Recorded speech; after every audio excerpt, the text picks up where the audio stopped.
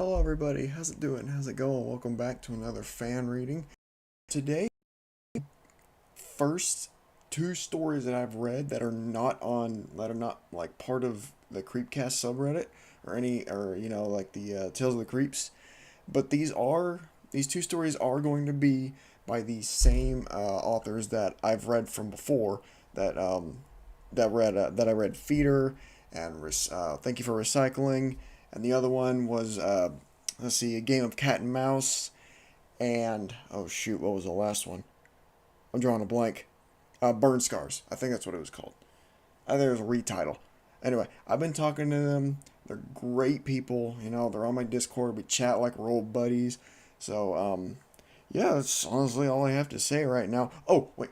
I neglected to mention I will not be putting subtitles or text in my videos anymore. I purely want my content to be like auditory. So I'm going to be focusing more on sound design than in like text form, because I'll be honest, I was starting to drool editing these videos because I did not want to just copy paste and then just edit the text in. It was getting really, I did not have the patience for it, but I am enjoying what I'm doing right now. So, all right.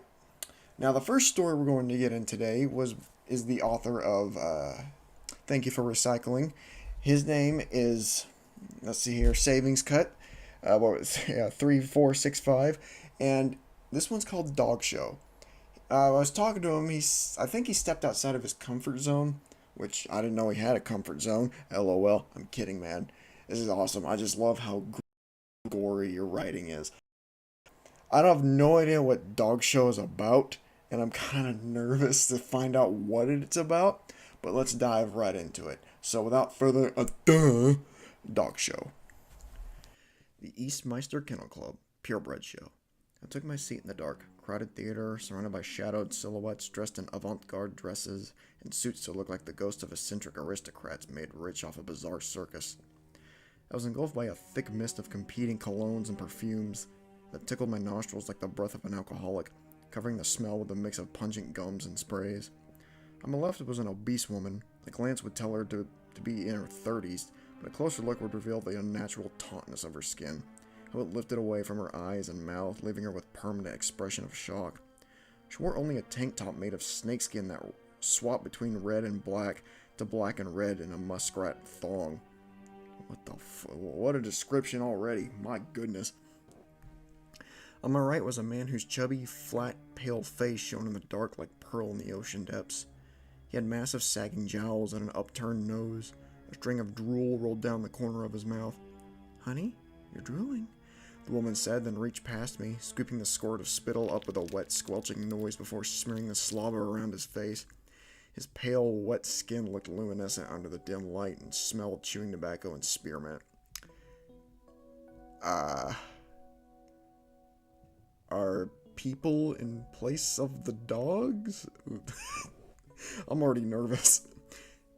"Do you want to sit next to him?" I asked.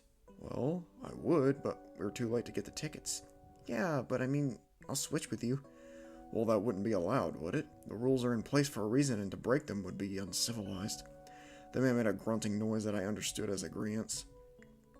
Spotlights began to quickly move around the room, as if in a search of a suspect in this sea of people, before finally settling on the obvious. On the stage, a fat man wearing a bright red suit and top hat. He sported a mustache that curled in on itself like a worm on hot concrete. "Hello, ladies and gentlemen. I am your host, Ferdinand Pasquello. Please allow me to welcome you to the 50th edition of the Eastmeister Kennel Show for Purebreds. Let me first thank our benevolent administration for protecting our show from those that would have our way of life taken away." He paused to let the audience shout and cheers. "Without further ado, let me introduce to you our first contestant, and last year's winner, Toby, and his owner, Kathy Byerson." Underneath the burning spotlight, a ball of sagging brown skin began to emerge on the stage. It struggled not to trip over the folds of thick, leathery skin that draped onto the floor below it. He was guided by a woman whose face was caked in white makeup and wore a Victorian dress entirely made out of black sheep wool. "Hello again, Toby. You look as dashing as ever," he patted Toby's head, who returned the affection lethargically opening his mouth and extending his tongue, which moved quickly compared to the rest of his sluggish body. His long tongue swept around the host's hands, leaving it glistening. This got a rousing awe from the crowd. This is making me uncomfortable. Oh my gosh. Well, that's just great, the host said before wiping the spit on the dog under the pretense of a pet. Now, Miss Bryson, why don't you tell us a little more about Toby? Oh, yes, of course, she said in a voice that had an artificially high pitch. Toby is a 27-year-old as of last month. He loves to chew on his ball and eats a lot. The audience burst out into laughter at this.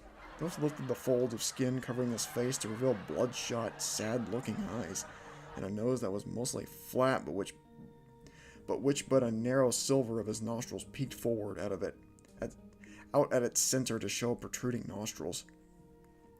Ooh, under the new rules set this year, despite not being visible without grooming, the nose is going to lose you points. He reached between the breed's legs and squeezed its scrotum for too long, to which the dog stood still and solemnly. Now for the trick segment. Toby, if you wouldn't mind running the obstacle course we have arranged.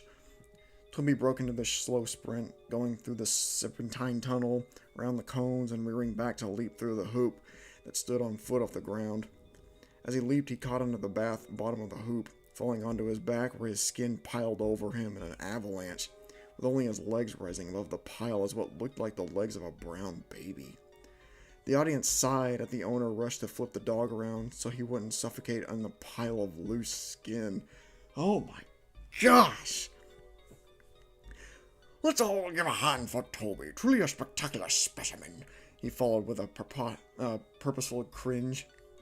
The band played as the pair walked behind the curtains. Next up, we have a first-time contestant in our show. Everyone give a big round of applause for Spot and his owner, McDanielson McCunnell. A long and lean breed emerged. Its feet were round and compact, but still sported deformed fingers and toes that curled up into a wrinkly paw. Its skin was so pale as to look like a cream white, and with massive black birthmark covering its body. Its snout was long, but still had thick lips covering its teeth, which would be extra points deducted. Leading him was a very tall, thin man, but a deeper look would show the man had clearly had a massive height extension surgery. His legs were 2/3 of his body.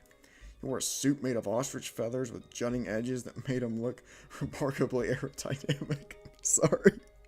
I don't know, it just, all I imagine in my head is Slender Man. Slender Man's wearing a fancy feather suit. Hello there, Spot, the host said, crouching down next to him. Aruga! The dog shot back, which got a hearty chuckle from the audience. Looking closer, you could see a scar on the dog's smooth throat. The dog looked upset as he looked around as if desperate to be understood. Sorry, he's very talkative, the owner said.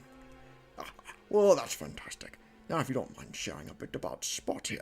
The host made no attempt at being genuine in his laugh. Certainly. Spot here is 19 years old. I keep him on an alert, organic diet of fresh meats and vegetables. Keeps us both in shape with his love of running, the man said, subtly striking a pose to flaunt his lean physique. The host looked into the dog's coned ears, grabbing his fleshy nub tail before his scrotum. A tear fell from the dog's all-too-human eyes. Oh, I don't like this. Now for the obstacle course. The dog ran through the course in record time, sprinting through the tunnel, going past the cones, and with elegant grace and easily bounding through hoops. Wow, what an incredible performance by Spot. Everyone give a big applause for him and his owner. The band played them off as the owner and the dog walked back behind the carpet.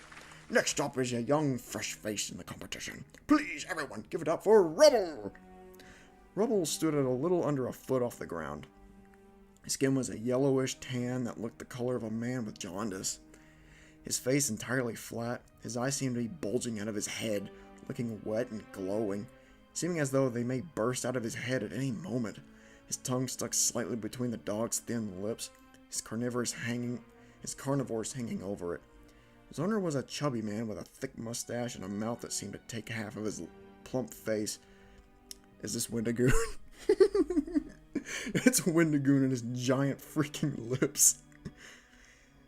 He wore a onesie that was just a panda skin with a zipper down the middle.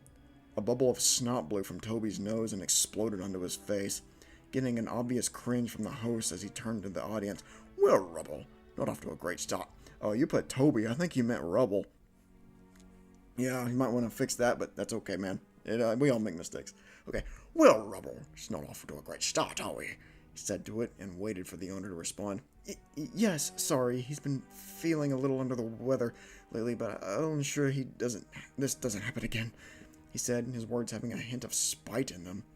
The dog looked up at him when he said this. His bulging eyes stared at him nervously and started a reverse sneeze, his body seizing up as his eyes bulged out even further from his head. That aside, why don't we tell me a bit about Mr. Stump?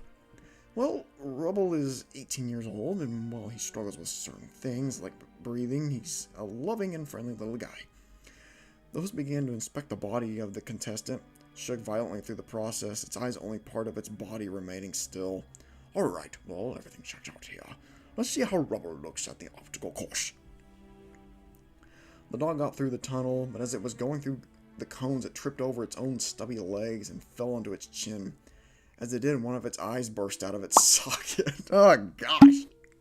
Like a bottle of champagne, blood spurted from the socket onto its face and the floor around him as the eye rocketed forward 2 feet.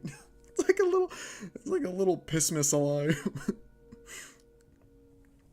The owner rushed over, grabbing the eye and shoving it back into the socket before taking a bow. Oh my gosh. Oh, let me just shove that back in there. Yeah. Gross. Next. Okay, where was I? Okay. The owner rushed over, grabbing the eye, shoving it back into the socket before taking a bow. My, that show was something. Everyone give it up for Rubble and his owner. Next up is a long-time contestant. Runner-up in the last 3 shows, Spike, and his owner, Alexandria Pringleton. A muscular dog with a wide head emerged from the curtains. Its skin was pure white with black spots that looked like moles covering his body. His owner was a wide and strong-looking man that wore a suit made of ants stitched together. What the flip, man? A closer look at the suit would show millions of tiny legs writhing. Oh, he's got a live suit of bugs. That's sick. Welcome back, dear Spike. We all have missed you gravely. Now, why don't you tell us about Spike? Well, Spike is 32. He likes to chew on his bones. The man spoke in a thick, deep voice. Looking at the dog's legs would reveal a trail of flat teeth marks. Thus looked at the dog's ears, looked at his chin, and looked at his paws before grabbing his scrotum to her due to his familiarity. The dog's eyes shot open wide, and he clamped down on the wrist of the host, blood being drawn instantly as the dog's teeth gnashed and downed hard on the man's forearm. His teeth easily pierced through the coat made of whale placenta. What the flip, dude? You just... Gosh, it's just like a bite bomb after bite bomb of description. And the dog writhed his head from the side to side, peeling up strings of skin and digging a trench through which blood and fat puddled onto the floor around him. His teeth were sharper than most, but not made to bite, so the host was able to slip out of the dog's gnawing grip. The host reached into the waistband, drawing out a revolver, pressing it to the head of the dog, who closed his eyes in seemingly acceptance. A muffled bang rang out over the squealing sound of meat becoming liquid. A splattering of blood and brain matter blended into the red suit of the host. The one next to me shouted past me to the man on my other side. Just another. Okay. Some just can't be civilized no matter how much you try to breathe the aggression out of them. Your first litter would never do something so vile and uncivilized, now would they? I looked over at the man. His nose was flat and the jowls drooped. Arroo! The man responded. What the flip did I just read? It was great, but it was just like getting punched in the face repeatedly after reading these like visceral descriptions. It made me laugh because of how absurd and over the top it was. Oh, it was awesome. I love that. Thanks for letting me read your story. I hope you keep writing. I know you're going to keep writing because we're talking. But thanks again Thanks so much for letting me read it. I keep forgetting your Reddit name. Savings Cut 3465. I will leave a link in the description below so you can check out the original story for yourself. It's a fun read. I recommend it. Okay, on to our next story, which is this is actually my first no sleep read. I didn't look at the what was Dog Show on? The r/anxiety pill. I've never heard of that, but like I said, I'll leave a link in the description. Anyway, our next story, like I said, will be from No Sleep. It's called I Am Trapped on the 17th Floor. This is by Jade the Tiefling. They are also on my Discord a lot. You know, we just kind of goof around. We talk about games, you know, whatever. Anyway, this one's called I Am Trapped on the 17th Floor, and they said this was their first story, I believe. I could be wrong. But they said it was kind of rough, but they gave me permission to read it before I even asked if I could read it. So thank you so much for letting me do that. So without further ado, I am trapped on the 17th floor. My name is Zoe Scottson, and I was a person who used to have a life worth living. I used to have a family and friends. I was content with the life I carved out for myself. Now, here I am, left with my own thoughts and regrets with not the chance of the inevitable sweet release of death. Oh my gosh, there's the burp! It came back! After like 2 or 3 videos, the burps are back. I'm sorry, I'm going off. And all I have is the tormenting connection to the outside world, but no way of seeing it. I want to apologize in advance. I haven't written something like this in a long time. I tend to go on tangents, so please forgive me for that. I seem to not have able to keep a single train of thought for long nowadays. Before I ended up here, I was part of the touring crew of an off-Broadway show. A Broadway show. I will not mention the name of the play because I don't want anyone involved being asked questions. They have all been through enough about it already. I was part of the lighting crew. It was my passion. Something so simple as lights can be so layered. The way lights make people feel with certain lights are on. The way they work, the ins and outs. I loved it. It seemed so silly to be interested in something so mundane on the surface. Well, on the way to the next city on our tour list, we were told that the hotel we were going to be originally staying can't let us all in. Can't let all of us stay on the same floor because of part of the floor we were on was closed due to reconstruction. Needed in mine and another member of the cast and crew's room. Turns out some dumbass tried to make some explosive or something in the room, and it literally blew up in his face in the next room over. I just see this dude just like trying to like hotwire like a makeshift bomb, and he just goes flying through the wall like an anime character. That's pretty funny. I like the description though. I would have just bunked up with some other person I was traveling with, but I've always had a weird thing about sleeping in the same room as someone. Some deep-rooted trauma stuff that I don't want to talk about, and in the nicest way possible. It's none of your business. So, I and the other two went to the front desk to talk about the stuff there about finding another room, which should have been the end of the story if it wasn't for one small detail. They could easily get a room for the other 2 members, but I had to go onto another floor entirely, the 17th floor. Being on a floor alone was strangely unnerving to me. I had the gut instinct to fight the staff on putting me on the floor with my friends. They told me that there was no vacancy left up there. Not only did we have a large team, but we were obviously not the only ones here. Sometimes in a show you just have to go along with it. If an actor screws up their lines, a stagehand brings a set piece out too soon.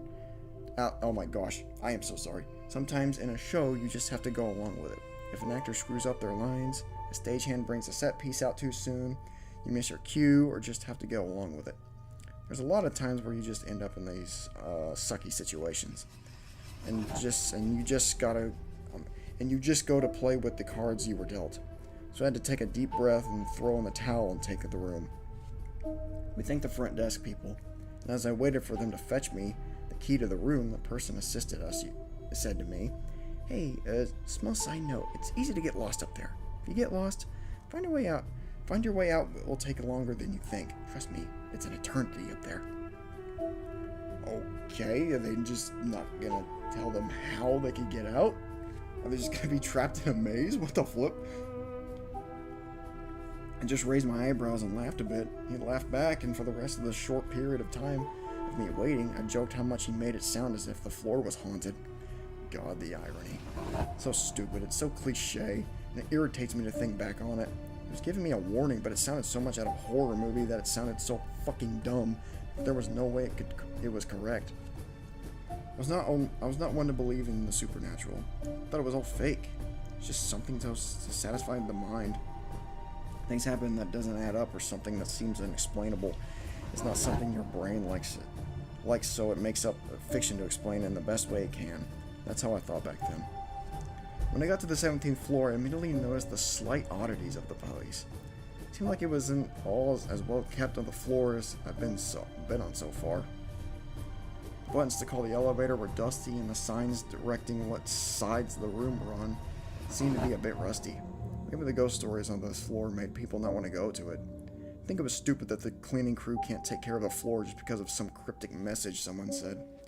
Something I hated the most was when someone is supposed to do a job and comes up with a dumb explanation for why they didn't do it. It was my biggest pet peeve. I sighed and followed the numbers to the room. Room was on the left wing. Room 1768. The hallway itself gave it this strange energy.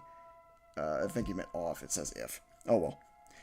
Now, I've been in many hotels before and walked through the hallways many times. I know how eerie they can feel.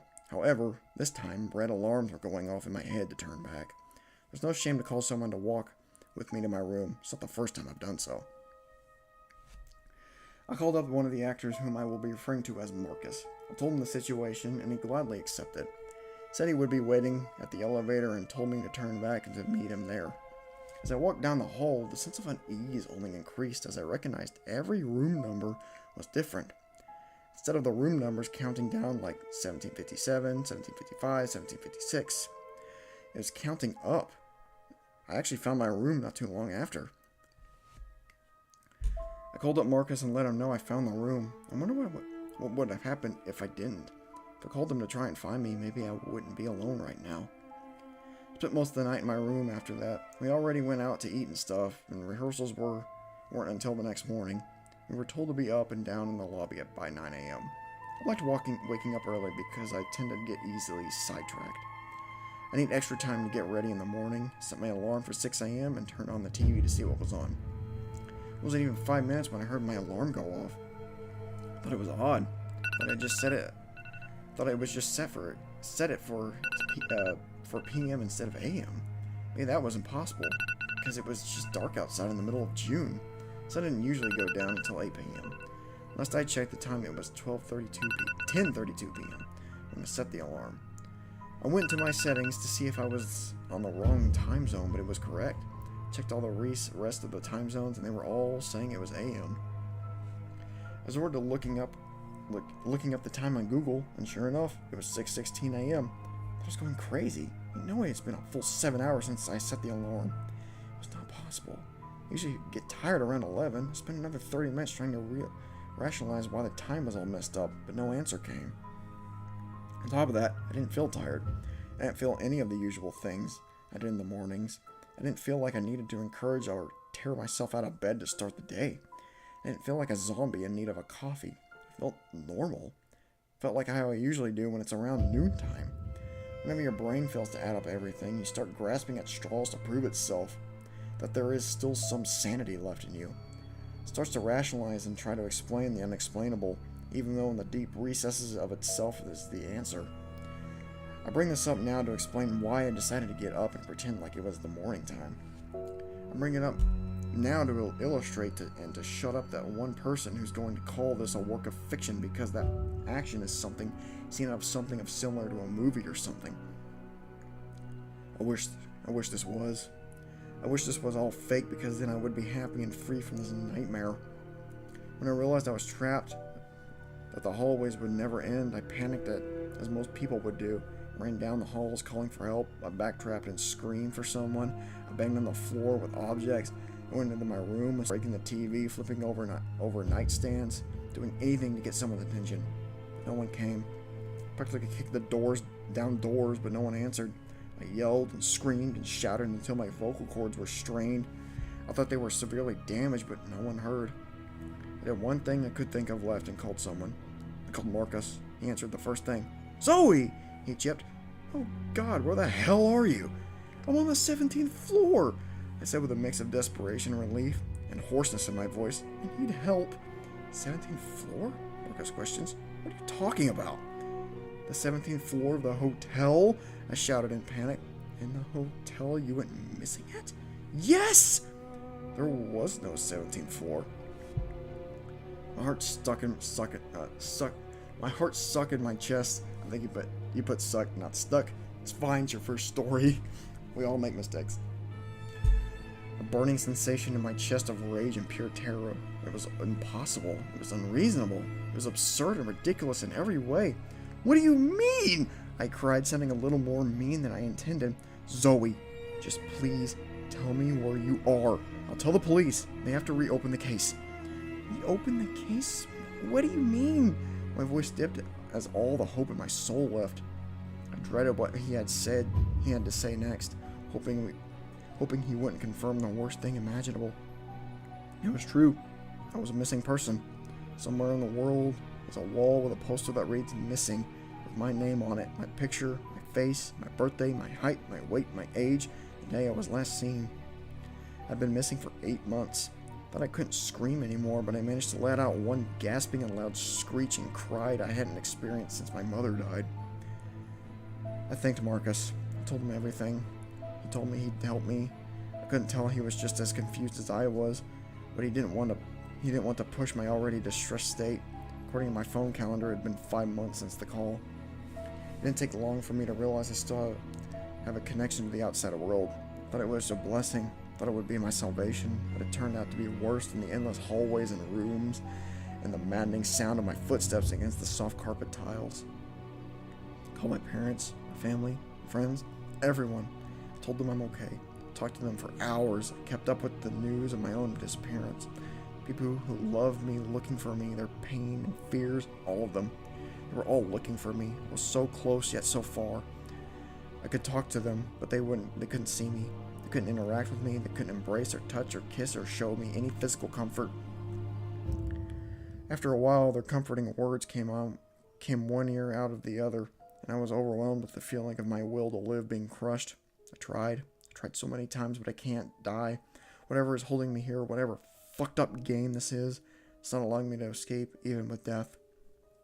Even if I could, would it be something my loved ones would want for me? I never want to ask them. They already lost me physically. They can't know I want to make them lose me forever, no matter how tempting it is, no matter how much of an easy answer it was. I don't feel hunger or thirst. I don't get luxury of feeling human and having basic human needs. The only need I have is to walk, to maybe find the exit, to ignore time. Whenever I get tired, the floor taunts me once more by having the last room I stop in front of being that one of my own. Room 1768. Hold on, I gotta take a drink. Sorry. Ooh. Okay. Excuse me. It's time to fully cut off the outside world. I can't bear it anymore. It is torturous to no end. I love my family and I love my friends, but I can't listen to their stories anymore. I can't listen to the news anymore. I can't walk here alone knowing the world is spinning still. So this is my last post. This is my final goodbye. To my family who might see this, I'm sorry. You love me and never given up on me, and that breaks my heart. I can't do it to myself. That I can't give up on myself. That I can't love me like you do. That I can't be patient and hold out hope for myself. To my friends, you have shown me support and love, and I consider you the best humanity has to offer. It's been a hell of a ride sharing what my life was with you. And to Marcus, I'm sorry. There's a million things I want to say to you, yet none of the words say to them. Not the words to say them. You were my brother, you had my back, even when you had every right to leave me. Not just in here, but in life. You listened to my rambles about lights, you nodded respectfully, even though you had no idea what the hell I was talking about half the time. Whatever is holding me here is cruel. This is hell. It wants me to feel hopeless and sad and alone. It wants me to feel tormented. This would be how it felt for the people in that Harlan Ellison short story, but the biggest difference is, I have a mouth. I can scream, but no one will ever hear it. Ah, That was a nice little reference to have I have no mouth and I must scream. That was fun. Um, I like the story. I felt like when you were first writing this, you just had like a cool idea and you had to like develop like a story and stuff surrounding that one cool idea. But I like it. It was just like some kind of hellish purgatory that just kept you there forever. It was fun. I liked it a lot. I don't have much to say about it, but thank you, Jade, the Tiefling, for letting me read your story, and I hope you keep writing as well. So that's honestly all I have for today. I hope you all like the stories as much as I did. Like I said, all the links are in the description below, as well to my Discord, so you can come hang out and just chat. Be buds. You can talk about whatever. Thank you all so much. I appreciate it. You all have a great night. All right, later.